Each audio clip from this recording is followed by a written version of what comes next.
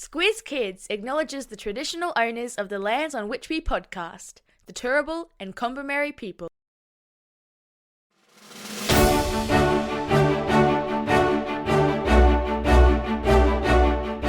Good morning and welcome to the Squiz Kids Olympic Sprint, your quick as a flash update on the Olympic highlights that happened in Paris overnight while you were sleeping.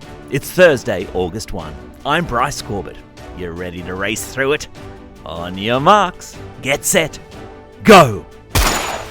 It was back-to-back gold for Aussie flag bearer and whitewater Wonder Woman Jess Fox after she last night blitzed the field in the women's canoe singles. After powering her way to the top of the podium 2 days previously in the women's kayak, the fantastic Ms. Fox did it again in the grueling canoe event. It brings Jess's Olympic gold medal haul to a remarkable 3. And she still has one more event to come. And if she wins that, her mother might actually explode. Speaking after the event as hundreds of Aussies screamed wildly in the crowd, proud Dad Richard said it was the most remarkable thing his daughter had ever done. And yes, we're inclined to agree. How beautiful is bronze, especially when it's hanging around the neck of an Aussie athlete. As was the case overnight in Paris, where we picked up a stunning 3rd in the women's BMX and women's trap shooting. Flipping, spinning and somersaulting on her bike in central Paris's Place de la Concorde, Natalia Diem from Gladstone in Queensland became the first Australian woman to win an Olympic medal in her event. And she was pretty happy about it, describing the achievement as insane. Meanwhile, her compatriot Penny Smith from Victoria held steady and shot straight as an arrow to win bronze in the women's trap shooting. It's the second Paris medal for Camperdown, Victoria, population 3,700, after Aussie cycling star Grace Brown won Australia's first gold medal on day 1 of competition. There must be something in the water down there. There was plenty of medal action this morning in the swimming pool, starting with US champ Katie Ledecky. She cruised to victory in the women's 1500 metres, collecting her 6th individual gold medal and becoming the most successful female Olympic swimmer ever. Wow. It was disappointment though for our own Golden Girls, Molly O'Callaghan and Shayna Jack, who failed to medal in the women's 100 metre freestyle earlier in the morning, coming in 4th and 5th respectively. Which means Australia's hopes in the pool are now resting on Zach Stubblety-Cook and Josh Young in the men's 200 metre breaststroke final and Kyle Chalmers and William Yang in the men's 100 metre freestyle, both of which are happening after 6:30am this morning after this podcast has gone to air. Come on, Aussies! Australia's darlings of the soccer pitch, the Matildas, have suffered another disappointing result this morning, losing by 2-1 to the USA in their second pool match in Marseille. It means the Tillies need Colombia to beat Canada later this morning to have any hope of progressing to the next round.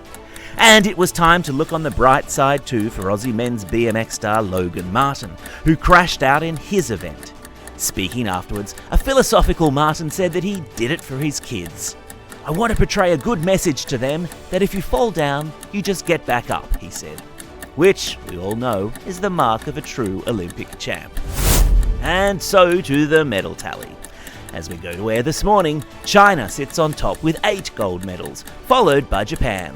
Home country France is in 3rd position, and Australia is in a very respectable 4th, with 7 gold, 4 silver and 3 bronze. With hopefully more to come out of the pool this morning. Fingers and toes crossed. And that's the Olympic Sprint for today. Now it's time for today's Squiz Kids Daily News Podcast for a Poopy Seine update. Squiz Kids! It's your daily news fix. Fun, free, fresh. Hello and welcome to Squiz Kids Today, your fresh take on what's happening in the world around you. I'm Bryce Corbett. It's Thursday, August 1. In Squiz Kids Today, Stinky Seine swim goes ahead. Bear Cam is back. Simone Biles conquers the twisties. And dance fakes on TikTok. That's what's making news, kids style. The Lowdown. It's been the most anticipated event of the Paris Olympics.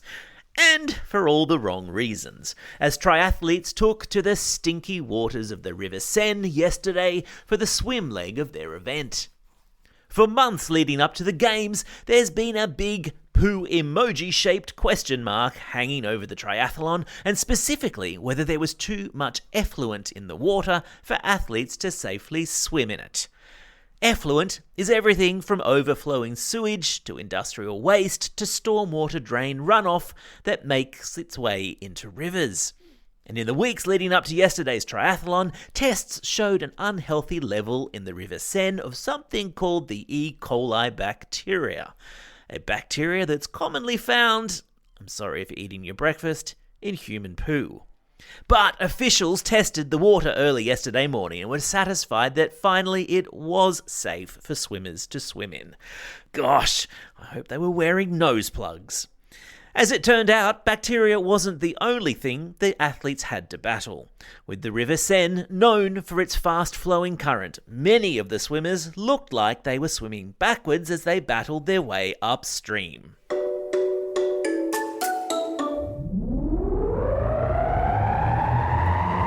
Spin the globe.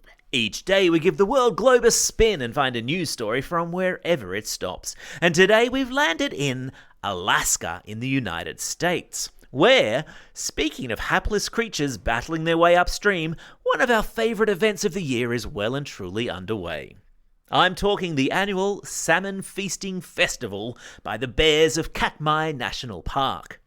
Now, long-time listeners of this podcast will know that we get very excited every October when Fat Bear Week rolls around, and the internet votes on their favourite brown bear from Brooks Falls, who has spent the Northern Hemisphere summer standing at the top of the falls with their mouths wide open as hapless salmon leap straight into their jaws as they swim upstream. Hapless is a fancy word for being not very lucky. Bears use the summer months of the Northern Hemisphere to eat as much as they can to fatten up before going into hibernation for the winter. And the Brooks Falls Bear Cam is a live stream of the Big Bear Feast.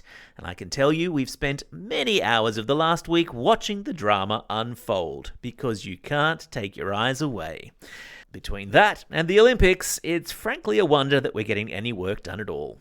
And yes, of course, I've stuck a link to the Bear Cam in today's episode notes. Enjoy!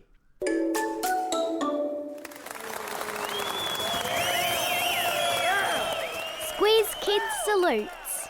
Have you ever found yourself about to do something in front of a big crowd? Whether it's on stage in your dance concert, or on the sporting field, or standing up in front of the class, and suddenly your mind has gone blank? In the world of Olympic gymnastics, that's called the twisties, when your body and your mind are not talking to each other properly. And when you're flying through the air in the middle of a gymnastics routine, that can be a dangerous prospect. Which is why today we are sending a great big Squiz Kids salute to gymnast Simone Biles, who yesterday became the most decorated American gymnast of all time after helping her team win a gold medal in Paris. Simone famously pulled out of the last Olympics in Tokyo after suffering from the twisties mid-competition. But by staging such an amazing comeback at these Olympics, she's shown how true champions just can't be held down. And that it's not our failures that define us in the end, but the way in which we pick ourselves up afterwards and carry on. An inspiration to us all.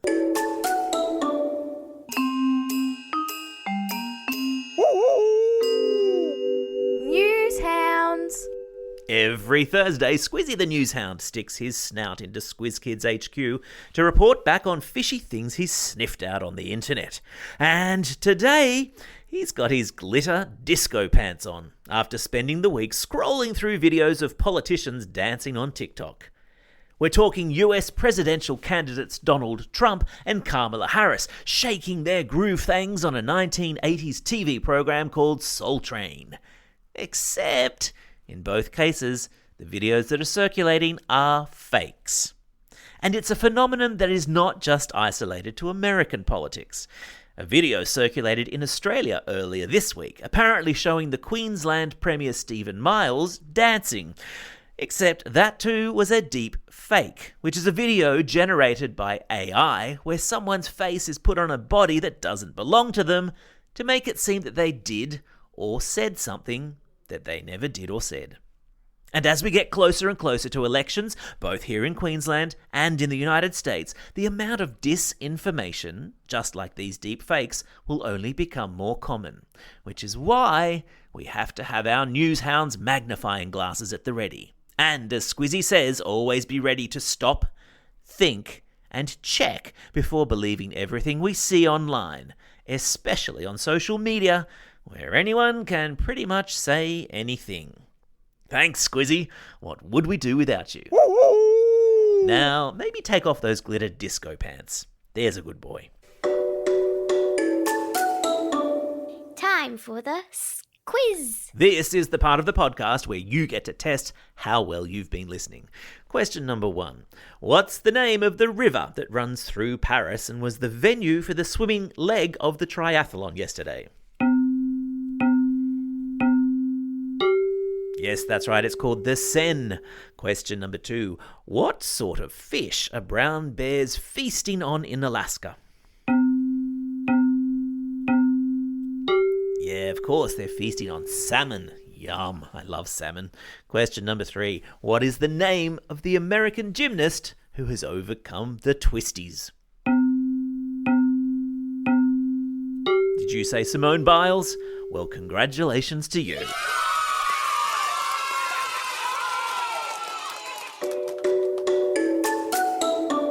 Shout-outs. It's Thursday, August 1. Today is the horse's birthday for every one of our hooved friends in the Southern Hemisphere. And here's a fun fact, January 1 is the horse's birthday in the Northern Hemisphere, in both instances marking the beginning of the breeding and foaling season for horses. Happy birthday, horsies! It's also a special day for these Squiz kids celebrating a birthday today. Hugo from Warrnambool, Olivia from Cannon Hill, Jamie from Woongarra, Ava from Yass, Arwen from Lura, Nicholas from Carnes Hill, Jordan from East Ulverston and Hazel from Jerilderie. And today's classroom shout-outs go to Class 5S with Mr. Shackcloth at Westside Christian College, Grades 3, 4, 5 and 6 with Miss Mirabito at Goornong Primary School, Class 3M with Ms Ferguson at St Martin's Catholic Primary School in Carina, Class UP with Mr Shane at Rapid Bay Primary, and finally a special shout out goes to Mrs Cole in Year 3-4 from Redeemer Lutheran School in the Barossa Valley. And finally, a shout out to siblings Albie, Clancy and Valerie in Canberra. I met your mum yesterday and I gotta say, she's pretty cool. Don't forget, if you've got a birthday coming up and you want a shout out, or if you're after a classroom shout out, drop us a line at squizkids@thesquiz.com.au or fill out the form on our website. Well, that's all we have time for. Thanks for listening to Squiz Kids today. We'll be back again tomorrow with the Kids vs. Adults Weekly News Quiz. Your chance to prove once and for all who's smarter, kids or adults. And don't forget, every morning of the Olympics, we'll be bringing you the Squiz Kids Olympic Sprint, a quick catch-up on what's been happening in Paris while you've been asleep. In the meantime, get out there and have a most excellent day. Over and out.